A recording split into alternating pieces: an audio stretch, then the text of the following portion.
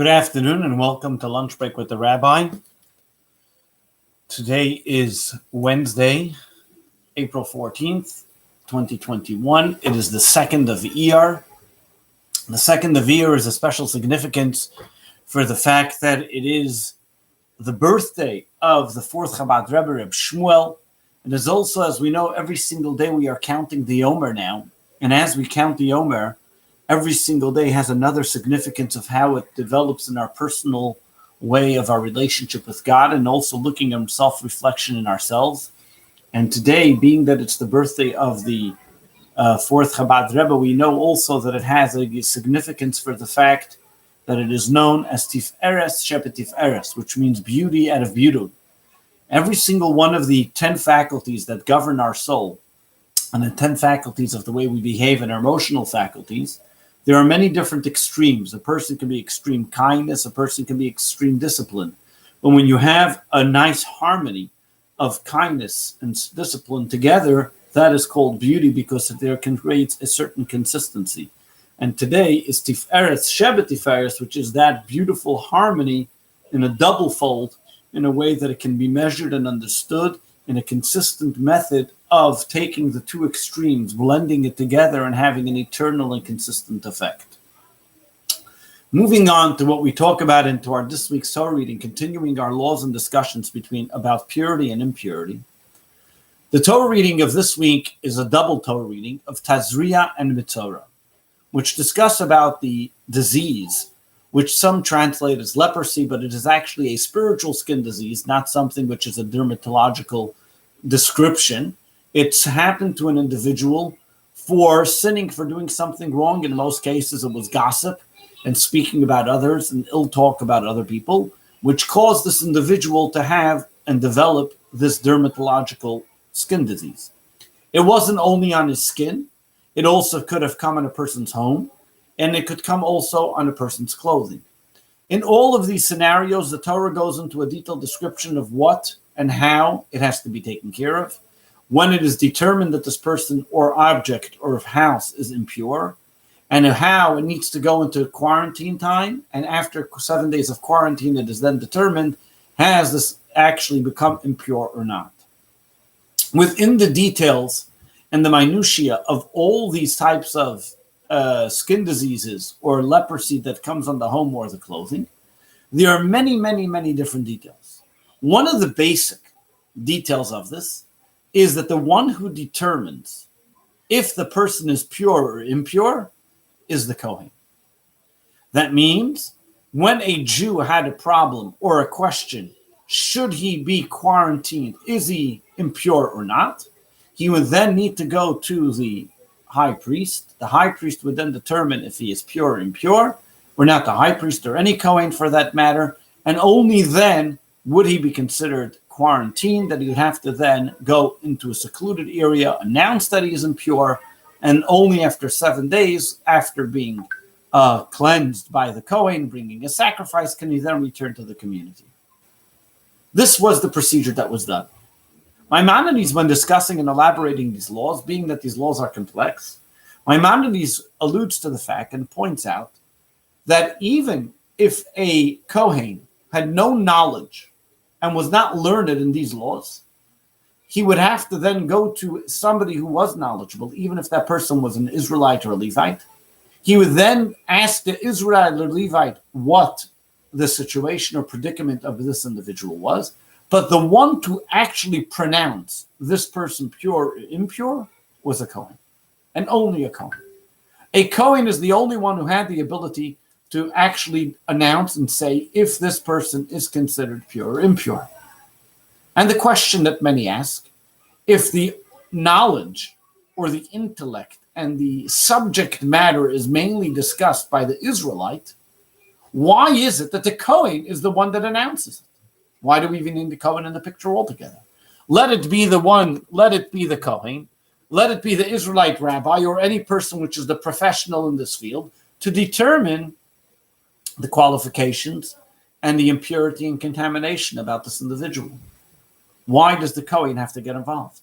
Why do we even go to a Kohen if the Kohen doesn't know the laws? Why does the Kohen have to be the amplifier, the pronouncer, the one to determine if a person is pure or impure? And Hasidic philosophy explains as follows. Every single holiday, and in Israel every single day in many places, there's a blessing which is given to the Jewish people by the Kohen. Aaron and his sons were given a special gift by God, that they should bless the Jewish people. And God tells them that when they bless the Jewish people, they in turn will be blessed. V'samu et shemi al b'nei Yisrael, when you place my name on the Jewish people and give them my blessing, va'ani avorchem, and I will bless them, and I will bless you as well. The way the Kohen gets blessed is by blessing the Jewish people. But there's one caveat. The only way that a Kohen can bless the Jewish people is, as we say in the blessing, before blessing the Jewish people, levarech es amo Yisrael ba'ahava, to bless the Jewish people with love. And if it's not done with love, to the extent that Jewish law states that if the Kohen bears a grudge against any person individually, his blessing is invalid. So in order to bless the Jewish people, it must be done with love. And you may ask, how can a Kohen bless with such love? Where does they have such a deep love, deep-seated love for every single Jew to be able to say, I'm making that blessing? And this is in fact innate and inherent in every single Kohen. Every Kohen who comes from Aaron, the first priest, Moses' brother, inherently has a disposition of love and kindness for every single person. Because Aaron, the first priest, as we said last week in Ethics of Our Fathers, loved peace, pursued peace, and looked at every single creation as something that could be brought close. Aaron never looked down at any person. Everything, he looked at it as a creation of God. He was a person who brought people together. He was a person who saw two people at odds with one another. He went over to the first person and says, the other guy really wants to make up with you. Then he went to the other guy and says, the other guy really wants to make up with you. And he brought people together. He was a unifier. He was a person who loved every single individual. Aaron implanted this love within generations to come for thousands of years, that any descendant of his automatically and intrinsically has that love for a fellow Jew. Now here the Torah comes along and says, we're about to contaminate the person.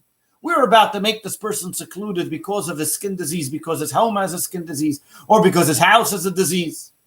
We're about to determine that this person is impure. By saying this person is impure is the greatest rebuke you can give this individual and say because of his gossip, for his ill talk, or for whatever his misbehavior was. You're about to excommunicate an individual from amongst the Jewish people, at least for a week. You can be the greatest rabbi. But if it's not done out of love, you can't do it. The only way you can rebuke somebody, the only way you can determine the impurity exists within an individual, if it's done from love, done from your heart. And the only one that we know that can truly say it's coming from their heart was Aaron, the Kohen, the priest, who inherently loved every single person. Only they were charged with the ability to determine the impurity or purity of an individual. Because we know that if they decide that this person is impure, it is not because of a prejudice. It is not because they have an agenda. It is done out of love. This teaches us a lesson as well. While we may not be determining people's excommunication, qualifications or unqualifications, or purity or impurity, we pass judgment many times. Times that people need to be rebuked. And there are times that people do things wrong, whether it's our own children or somebody close to us. But remember, when we rebuke somebody, ask yourself, is it out of love? Or is it because it's agenda-driven? Is it because I really, truly care for this person that I'm rebuking them? Or is it because they're getting under my nerves? Aaron reminds us, the Torah reminds us, that when the next time you rebuke somebody, think about it. Make sure it's out of love, care, and concern for the other person, not out of selfishness or edginess about yourself. God bless you. Have a wonderful day. Great week ahead. Looking forward to spending some time with you again tomorrow at Lunch Break with the Rabbi. God bless you. Have a great day.